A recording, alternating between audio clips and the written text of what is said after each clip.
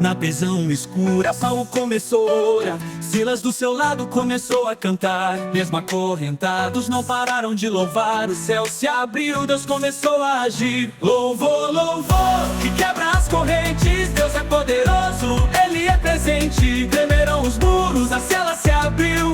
Com louvor e fé Jesus agiu.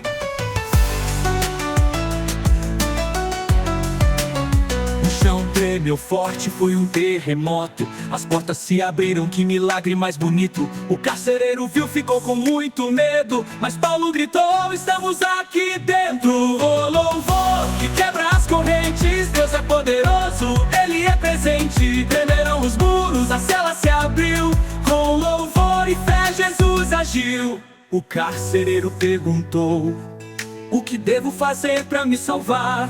Paulo e Silas disseram com amor: creia em Jesus e viverás. Toda a sua casa ouviu e creu também. A alegria chegou, nunca mais foi além. De prisioneiro a pregadores de amor, com louvor Deus mostrou seu valor. Louvor, louvor, que quebra as correntes. Deus é poderoso, Ele é presente. Tremeram os muros, a cela se abriu. Com louvor e fé Jesus agiu.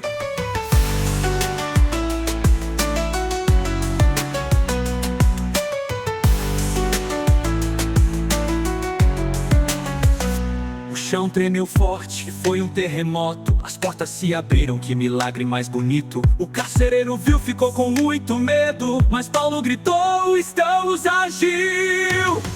Louvor, louvor, que quebra as correntes. Deus é poderoso, Ele é presente. Tremeram os muros, a cela se abriu. Com louvor e fé Jesus agiu.